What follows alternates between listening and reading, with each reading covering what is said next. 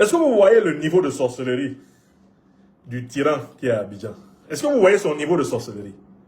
Bon, il dit que désormais, les tarifs douaniers, tout est levé. Les facilités sont accordées au Burkina Faso et au Mali.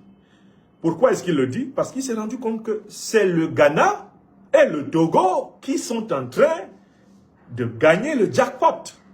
J'étais au Togo, de l'hôtel du 2 février où j'étais placé, j'ai contemplé le port de Lomé. Safroulaye. Mais il n'y a plus de place, il n'y a presque plus de place au port de Lomé.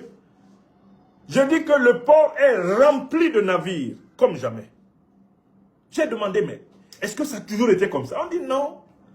Comme les pays voisins ont refusé d'être solidaires, et ils ont refusé d'être solidaires envers nos frères du Niger, du Burkina, du Mali. Bon, nous, de toutes les façons, nous sommes au service de l'Afrique, donc on a ouvert.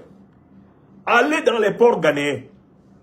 Tout ce que Ouattara et Talon ont perdu est récupéré entre Lomé et Accra. Donc maintenant, c'est les pleurs.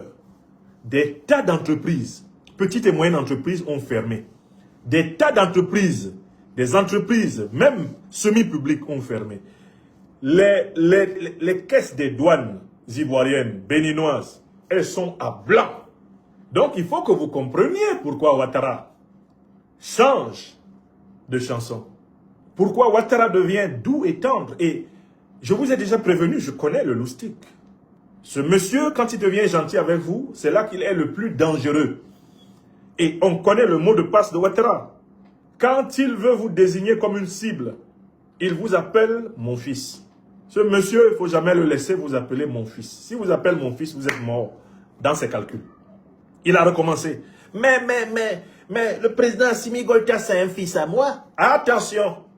Il a recommencé encore. Mais Abdourahmane Tiani, c'est un jeune frère, mais c'est pratiquement un fils. Il a l'âge de photocopier à peine là d'ailleurs. Hein, ce sont des jeunes gens. Ah non. Mais quand tu as Ibé, mais Ibé Kakao, mais c'est mon petit-fils. Les Traoré sont les enfants de Ouattara. Hein, Dominique? Oui, chou. Quand il commence comme ça, sachez qu'il entre dans une nouvelle phase de nuisance. Bon, donc, Alassane Dramane Ouattara revient à la raison parce que le port d'Abidjan se meurt. Parce que la trésorerie ivoirienne est au rouge. Par sa faute, c'est lui. Mais il y a une deuxième raison pour laquelle Alassane Dramane Ouattara s'empresse de changer et de faciliter l'import-export du Mali, du Burkina Faso et du Niger à partir du port d'Abidjan. Vous savez quelle est la raison? Par cette facilité, il veut accélérer la fluidité de circulation des marchandises entre l'AES et la Côte d'Ivoire.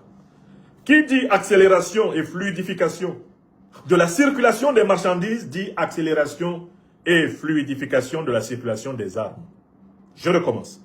Le deuxième intérêt de cet assouplissement, c'est la fluidification et la facilitation de la circulation des marchandises à l'entrée et aux sorties de l'AES.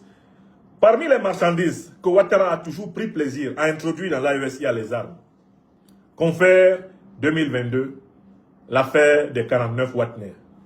Confère des enquêtes qui ont montré que les véhicules utilisés par les groupes terroristes dans la région de Mopti avaient tous été immatriculés et introduits au Mali à partir de la Côte d'Ivoire. Confère les nombreux chefs terroristes et groupes terroristes qui, quand ils sont en difficulté au Mali ou en Côte d'Ivoire, au Mali ou au Burkina Faso, se replient en Côte d'Ivoire où ils sont en sécurité, protégés par l'armée. Donc, Alassane Dramane Ouattara cherche à faire baisser la vigilance des pays de l'AES. Par cet assouplissement douanier, il veut fluidifier l'entrée et la sortie des marchandises, c'est-à-dire l'entrée et la sortie des armes. C'est-à-dire l'entrée et la sortie des terroristes. Ça, c'est la deuxième raison pour laquelle ce monsieur est soudain gentil.